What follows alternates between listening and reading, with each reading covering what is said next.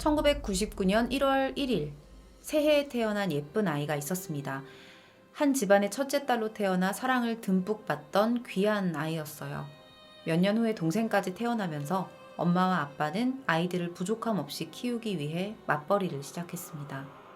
아이 둘을 키우면서 맞벌이를 한다는 게 정말 쉽지 않은 일이잖아요. 그래서 고심 끝에 부모님은 아이를 큰어머니의 집에 잠시 맡기기로 합니다. 당시에 우양의 큰어머니는 식당을 운영하고 있었어요. 그 일 역시 바쁘고 힘든 일이었을 텐데 선뜻 아이를 맡아줬다고 합니다. 이렇게 우양은 대부분의 시간을 큰어머니와 함께 보내게 됐죠. 식당이 바쁠 때는 바로 앞에 공터에서 친구들과 자전거를 타고 놀았습니다. 추석 연휴를 불과 일주일 앞두고 있었던 그날도 그냥 평소하고 다를 것 없는 평범한 날이었습니다. 2004년 9월 19일 일요일 점심시간이었어요. 큰어머니가 운영하던 순댓국집이 아주 바쁜 시간이었고요. 그날도 우양은 순댓국집 앞에 있는 공터에서 자전거를 타고 놀고 있었습니다. 또 막걸리를 마시는 동네 아저씨들도 있었어요. 그런데 12시 40분경에 갑자기 우양이 가게 안으로 급하게 뛰어들어와요. 그러면서 어떤 아저씨가 울고 있다면서 빨리 눈물을 닦아줘야 한다라는 말을 합니다. 그리고서는 휴지를 뽑아서 다시 가게 밖으로 뛰어나가요. 그냥 잘 놀겠지라는 생각으로 큰어머니는 다시 하던 일을 집중합니다. 원래 이 아이가 다른 사람도 좀 잘 도와주고 했었던 아이였기 때문에 그냥 대수롭게 여길 것도 없었던 거죠. 하지만 그날 가게 밖으로 뛰어나가던 아이의 그 뒷모습이 마지막이었습니다. 큰어머니가 이제 손님들이 쫙 빠져나가고 나서 가게에서 나와서 조카를 찾았어요. 그런데 그 어디에도 우양은 없었습니다. 오늘 준비한 사건은 2004년 9월 19일 경기도 광주시 역동에서 발생한 우정선 양 실종 사건입니다. 지금 여러분들이 보고 계시는 장소는 이 아이가 마지막까지 자전거를 타고 놀았을 것으로 추정되는 광주시 역동의 한 공터입니다. 아이의 큰어머니는 그날도 아이가 평소처럼 가게 앞을 왔다 갔다 하면서 잘 놀고 있을 거라고 생각을 했어요. 근데 그날따라 아이가 보이지 않았던 거죠. 당시에 아이가 놀았었던 공터뿐만 아니라 인근의 주차장까지 다 뒤져봤거든요. 근데 우양은 결국 발견되지 않습니다. 타고 다니던 자전거도 발견하지 못했습니다. 혹시라도 뭐 친구들을 따라갔나? 라는 생각에 기다려봤는데도 아이는 끝내 돌아오지 않았어요. 결국에 큰어머니는 경찰에 우양의 실종 신고를 접수해요. 이 아이가 마지막으로 목격된 시각이 9월 19일 오후 12시 40분에서 1시 사이예요. 자, 제가 앞서서 말씀을 드렸었는데 실종 직전에 아이가 아저씨의 눈물을 닦아줘야 한다면서 식당에서 휴지를 가지고 나갔었잖아요. 근데 그 휴지를 가져간 이유가 있었습니다. 그날 이 공터에서 막걸리를 마시던 중년 남성들 중에 한 명이 있었는데 이 막걸리를 따는 과정에서 얼굴에 막걸리가 튄 거죠. 근데 우양이 그걸 보고 아저씨가 눈물을 흘린다고 착각을 하고 닦아줘야겠다는 생각에 이 가게에 들어와서 휴지를 가져갔던 거예요. 그 이후로 행방이 묘연해진 거고요. 다음날 경찰은요, 곧바로 우양을 찾기 위한 수사본부를 설치합니다. 2004년은 CCTV가 지금처럼 보편화되지 않은 시기였어요. 그래서 경찰이 이 실종 현장을 중심으로 인근 지역을 수색하고 목격자 탐문에 열중을 합니다. 당시에 우양이 실종된 광주시 역동 지역은 개발이 한창 진행이 되고 있었어요. 그러다 보니까 비어있는 건물도 많고 이런 집들이 많았거든요. 그래서 경찰과 수색대가 지역 내에 비어있는 곳들을 일일이 다 수색했어요. 그런 곳이 어떤 좋지 않은 장소로 이용될 수 있잖아요. 그러면서 막 하수구, 산 이런 곳까지 다 뒤집니다. 그리고 나서 이제 우양의 부모님으로부터 아이의 인적 사항과 사진을 넘겨받아서 곧바로 실종 전단지를 만들어서 배포합니다. 공교롭게도 사건 당일에 이 우양이 실종된 곳 인근에서 마라톤 대회가 있었어요. 그래서 혹시라도 이 우양을 목격한 사람들이 있을지도 모르는 상황이겠죠. 다행히 경찰이 굵직하게 추렸던 의미 있는 3건의 제보가 있었습니다. 어떤 게 있었는지 조금 알아볼까요? 우선 제가 말씀드리고 싶은 건 목격담은 사실 목격담일 뿐이라는 거를 여러분들이 좀 기억을 해주셨으면 좋겠어요. 분명히 이런 것들이 수사에 참고를 해야 되는 건 맞는데 무조건 사실로 가정할 수는 없다는 점을 제가 미리 말씀을 드릴게요. 자, 첫 번째로 실종 당일 오후 1시 15분경에 역동의 한 버스 정류장에서 우양이 한 50대 남성과 함께 있는 것을 봤다는 제보가 있었습니다. 남성이 누군지는 몰라요. 자, 그리고 두 번째는 이 첫 번째 목격담이 있었던 시점으로부터 7시간이 지난 오후 8시에 동네의 한 음식점 앞에서 우양이 혼자 울고 있는 모습을 봤다라는 제보였어요. 자, 근데 마지막 목격담이 있었거든요. 근데 이게 이전의 제보들하고는 조금 많이 달랐어요. 사건 발생되고 며칠 후의 목격담이었는데, 자, 9월 23일에 우양이 너무 초라한 모습을 하고서 과자 봉지를 들고 울고 있었다는 겁니다. 근데 이상한 건 장소도 처음에 실종됐었던 역동이 아니었던 거예요. 초월읍 늑현리라는 곳이었습니다. 자, 제가 거리 감각이 잘 안 와서 네이버에다 거리를 좀 찍어봤어요. 여기 출발이라고 되어 있는 부분이 우양이 실종됐을 것으로 추정되는 지점이에요. 그리고 여기 도착이라고 되어 있는 부분이 방금 말씀드린 초월읍 늑현리라는 지역입니다. 차로 막히지 않고 빠르게 가도 거의 20분이 걸린다고 나와요. 5살 아이가 혼자 힘으로 갈 수도 없고 갈 이유도 없는 그런 곳이죠. 여기서 또 하나 이상한 점이 있습니다. 울고 있는 아이 옆에 30대로 보이는 한 남성이 있었다는 거예요. 이렇게 봤을 때 아이를 달래고 있는 것처럼 보였다고 해요. 자, 이렇게 굵직한 제보 외에도 많은 제보들이 있었는데요. 실질적으로 이게 수사에 반영이 된 건 딱 이 3건뿐이었습니다.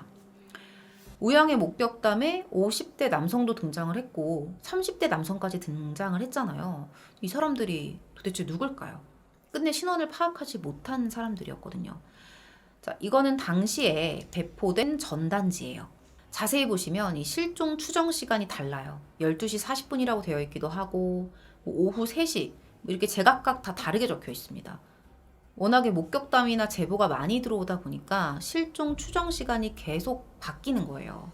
하지만 공식적으로는 이 공터 쪽에서 사라진 시각인 12시 40분을 실종 추정 시간으로 보고 있는 것 같습니다. 탐문 수사도 계속 병행이 됐었는데요. 이때 경찰의 수사망에 한 남성이 포착이 돼요. 그리고 이 남성이 얼마 지나지 않아서 아주 유력한 용의자로 떠오릅니다. 바로 50대 남성 박 씨였습니다. 자, 목격자들의 말은 이래요. 이 사람이 우양이 실종된 날에 공터에서 혼자 술을 마셨다는 거예요. 알고 보니까 박 씨는 매일같이 공터에서 술을 마시던 사람이었다는 겁니다. 우양과도 아는 사이였어요. 그러니까 우양이 이 공터에서 자전거를 타고 자주 놀았었다고 말씀을 드렸잖아요.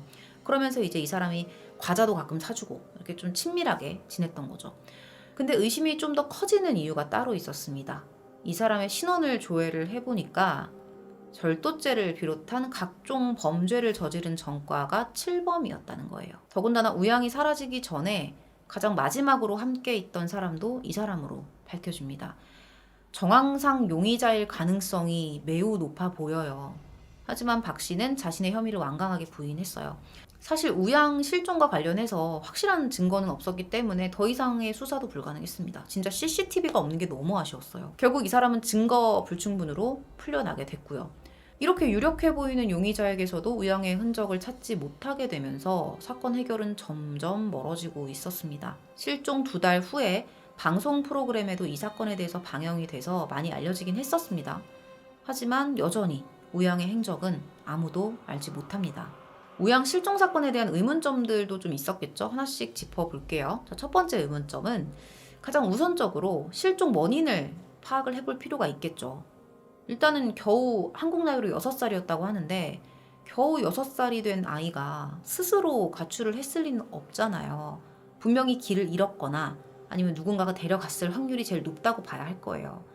근데 만약에 단순히 그냥 길을 잃은 거라면 아마 집으로 돌아오는데 그렇게 오랜 시간이 걸리지 않았을 수도 있어요. 아이 혼자 길에서 분명히 울고 헤맸을 텐데 그 과정에서 누군가를 마주쳤으면 충분히 도움을 받고 돌아올 수 있었을 거라는 이야기입니다. 실종 전단도 계속 뿌려지고 있었으니까요. 거기다가 당시의 우양이 되게 영특했대요. 자기 이름, 집 주소, 부모님 전화번호 이런 것까지 다 외웠다고 합니다. 굉장히 영특한 아이죠. 그럼에도 여전히 이제 아이가 실종 상태라는 건 여러분도 솔직히 다 예상할 수 있으실 거예요. 누군가 범죄의 대상으로 일부러 데려갔을 가능성이 훨씬 높다고 봐야 하는 부분일 겁니다. 게다가 돈을 달라는 등의 이런 전화도 없었잖아요. 이런 부분은 적어도 부모를 통해서 금품을 얻어내겠다? 이런 걸 노린 사건은 아니라고 봐야겠죠. 무조건 금품을 노리지 않았다고는 볼 수 없을 거예요. 충분히 다른 방법, 나쁜 방법으로 이 범인이 금전적인 부분을 해결했을 수도 있으니까요. 자, 다음 의문점을 한번 볼게요.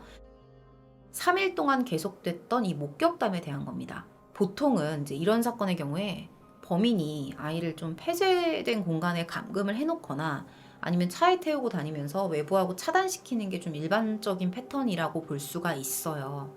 극단적인 경우에는 납치 당일에 목숨을 빼앗고 유기를 하기도 합니다.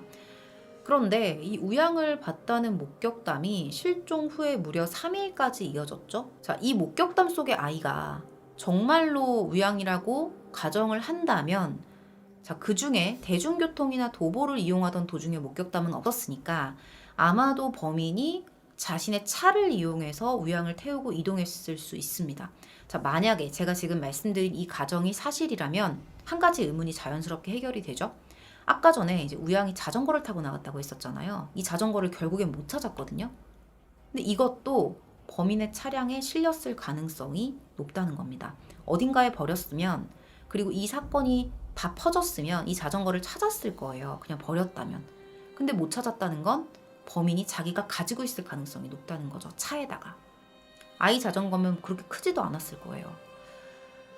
자, 근데 여러분, 이런 실종 사건의 가장 큰 문제점이 있습니다. 자, 어떤 거라고 생각하세요? 애들이 계속 큰다는 거예요. 외형이 계속 변하겠죠? 물론 이제 어릴 때 모습이 커서까지 그대로 좀 유지가 되는 그런 얼굴을 가진 아이들도 있지만, 어릴 때랑 컸을 때 얼굴이 그냥 확 변해버리는 아이들도 있거든요. 그러니까 그대로 간다고 해도 이 아이가 그때 내가 봤던 그 어린 아이가 맞는지 딱 매치가 되기가 힘든 그런 상황이라는 거죠. 이 사건도 마찬가지예요. 6살에 실종된 아이가 어딘가에 살아있다고 해도 지금 23살일 텐데 이 20년이 다 되어가는 세월의 변화를 단번에 알아보기는 어렵다는 거죠. 2017년 1월 기사에 따르면 우양 실종 사건이 경기 광주경찰서에서 경기지방경찰청 여성 청소년과 수사팀으로 넘어간 뒤에 재수사에 들어갔다고 합니다. 당시에 미흡했던 부분을 보완을 하면서 우양의 부모님과의 접촉까지 조심스럽게 추진이 됐다고 해요. 자, 보통은 이렇게 장기 미제 아동 실종 사건에 대한 재수사가 진행이 되는 경우에 이 부모의 수사관 접촉이 잘 성사되지 않는다고 합니다. 당시의 상처를 또 다시 끄집어내야 되기 때문에 그 자체가 고통일 거잖아요. 경찰은 신원미상의 변사체가 나올 때마다 DNA를 검출해서 이 우양 가족들의 DNA와 대조하는 작업까지 진행을 하고 있습니다. 정말 만에 하나 우양이 유괴된 것이 아니라 특정 기관에 위탁이 된 거라면 되게 안타깝지만 찾기가 더 어려울 거라고 해요. 왜냐면 그런 곳에서는 아예 새로운 호적을 등록할 확률이 높다고 합니다. 우정선 양의 아버지는 낮밤을 가리지 않고 일을 하던 사람이었습니다. 오전에는 주유소, 오후에는 대리운전을 하면서 생계를 이어나갔다고 해요. 그러다가 딸이 실종된 후에는 주유소를 그만두고 대리운전만 하면서 손님들에게 실종 사건을 알리고 가는 곳마다 전단지를 붙이면서 딸을 찾기 위해 고군분투했다고 합니다. 어머니의 노력은 말할 것도 없겠죠. 이게 아이의 생사조차 모르고 어떤 단서도 찾지 못한 상태에서 시간을 하루하루 보낸다는 거는 진짜 당사자가 아니면 아무도 이해할 수가 없을 거예요. 다른 사람도 아니고 내가 낳은 내 자식이잖아요. 아마 부모님은 자신들이 먹고 산다는 이유로 아이를 큰 집에 맡겨야만 했던 그 순간부터 모든 시간들을 후회하고 괴로워하며 지냈을 것 같습니다. 어떤 부모라도 이런 일을 겪으면 스스로에 대한 원망부터 할 거라는 생각이 들어요. 저도 마찬가지입니다. 모든 게 다 서로 잘 살고 행복하게 살자고 했던 노력이었을 뿐인데 이렇게 시간이 가도 지워지지 않는 상처와 후회가 될 거라고는 생각조차 못했겠죠. 오늘 준비한 내용은 여기까지입니다. 너무 뻔한 멘트 같지만 꼭 우정선 양이 부모님의 품으로 돌아오길 바랍니다. 긴 시간 시청해주셔서 감사합니다.